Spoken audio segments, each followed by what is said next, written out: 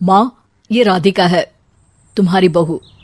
राधिका गांव में हॉस्पिटल में नर्स का काम करती है। बस हम दोनों में दोस्ती हो गई और हमने शादी कर ली। राधिका, माँ के पैर छू। अरे चल हट नालायक। अरे मैंने क्या क्या सपने देखे थे कि तेरी शादी किसी अमीर घर में करूंगी और दहेज में लाखों रुपए लूंगी, और तू गांव की इस मामूली लड़की को मेरी बहू बनाकर ले आया। लेकिन बेटे की जिद के आगे सुनीता देवी मजबूर हो जाती है। राधिका सुनीता देवी को फूटी आंख भी नहीं भाती थी।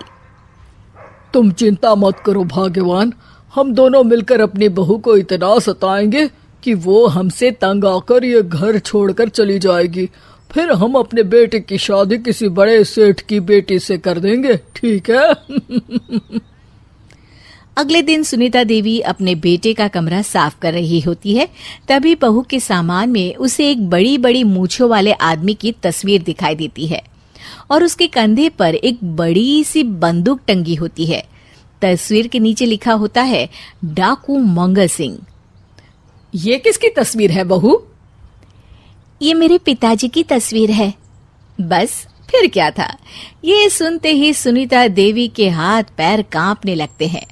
वो भागती हुई सीधा अपने पति के कमरे में जाती है। अरे गजब हो गया जी, गजब। अरे क्या हो गया भाग्यवान? हमारी बहू एक मशहूर डाकू मंगल सिंह की बेटी है। हे भगवान, अब क्या होगा? क्या कहा? डाकू मंगल सिंह? अरे मर गए रे।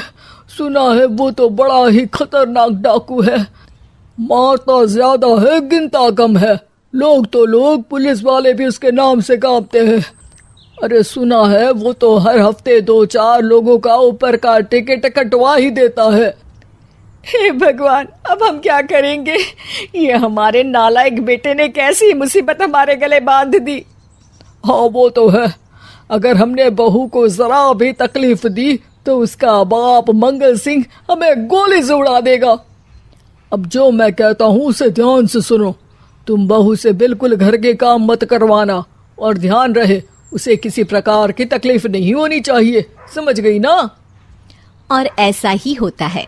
अगले दिन सुनीता देवी रसोई में खाना बना रही होती है कि तभी, ये क्या माँ जी, मेरे रहते आप खाना बना रही हैं? चलिए हटिए, मैं खाना बना देती हूँ। अरे नहीं नहीं बहू, तू यहाँ क्यों आ गई? जा तू अपने कमरे में जाकर आराम कर, मैं खाना बना लूंगी। सुनीता देवी जिद करके राधिका को भेज देती है। फिर एक दिन, अरे फर्श पर कितनी धूल जमी है, माँ जी देखेंगी तो नाराज हो जाएंगी, मैं अभी यहाँ पोछा लगा देती हूँ। राधिका जैसे ही पोछा लगाने लगती है कि तभी उसके ससुर की नजर उस पर पड़ती है। बंसीलाल भागता हुआ वहां आता है। अरे नहीं नहीं बहू, तुम ये क्या गजब कर रही हो? बहू तो बेटी समान होती है और हम ना अपनी बेटियों से काम नहीं करवाते। तुम आराम से बैठकर YouTube पर किड लॉजिक चैनल की सास बहू की कहानियां देखो। वो लोग ना बहुत अच्छी अच्छी कहानियां बनाते हैं। सच? आप देखते हैं? अरे मैं तो रोज देखता हूँ।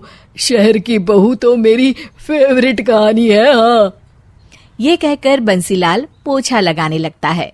इस तरह राधिका के सास ससुर सारा दिन उसकी खुशामद में लगे रहते हैं और उसे किसी महारानी की तरह रखते थे। कैसा लगा बहू? पिज्जा टेस्टी तो है ना? अच्छा, मीठे में क्या खाओगी बोलो तो? माँ जी, मुझे तो काजू कतली बहुत पसंद है और उसके बाद 1 गिलास लस्सी मिल जाए तो मजा आ जाएगा। ये सुनते ही सुनीता देवी अपने पति को कोहनी मारते हुए कहती है, अरे सुना नहीं बहू क्या मांग रही है? जल्दी से भागकर बाजार जाइए और सब खरीद कर ले आइए। हाँ हाँ भाग्यवान, अभी जाता हूँ। राधिका की तो 5 उंगलियां घी में थी। वो तो अपने ससुराल में मजे कर रही थी। दूसरी तरफ राधिका की सास उसके लिए कभी नई साड़ी खरीद लाती तो कभी उसके लिए नए गहने बनवा देती। फिर एक दिन डाकू मंगल सिंह अपनी बेटी राधिका से मिलने अपने आदमियों के साथ आता है। उन सबको देखते ही राधिका के सास ससुर डर के मारे कांपने लगते हैं। मर गया रे, डाकू मंगल सिंह तो सच में कितना डरावना दिखता है। ऊपर से इतनी बड़ी बंदूक लेकर घूमता है। कैसे हैं समधी जी? क्या हुआ? आप इतना घबरा क्यों रहे हैं? और आपको इतना पसीना क्यों आ रहा है? आपकी तबीयत तो ठीक है ना? जी अभी तक तो ठीक है, पर लगता है बहुत जल्द खराब होने वाली है। क्या कहा आपने? जी जी कुछ नहीं, बताइए बताइए कैसे आना हुआ। दरअसल आज आपके शहर में हमारी नाटंकी मंडली का प्रोग्राम है, तो इसी बहाने सोचा बेटी का ससुराल भी देखता चलूं। ये सुनते ही राधिका के सास ससुर हैरान हो जाते हैं। क्या कहा? आप नौटंकी में काम करते हैं? हाँ माँ जी, पिताजी डाकू की एक्टिंग बहुत अच्छी करते हैं। उन्हें तो कई अवार्ड भी मिल चुके हैं। और ये बंदूक, ये तो असली लगती है। तभी राधिका के पिताजी अपनी नकली मूंछ निकालते हुए कहते हैं, इस मूंछ की तरह यह बंदूक भी नकली है। ये तो छर्रे वाली बंदूक है। इससे तो मैंने आज तक चिड़िया भी नहीं मारी। और खोदा पहाड़ निकला चूहा। इसका बाप तो मामूली नौटंकी वाला निकला और हम इससे डर कर बहू की नौकरों की तरह सेवा कर रहे थे।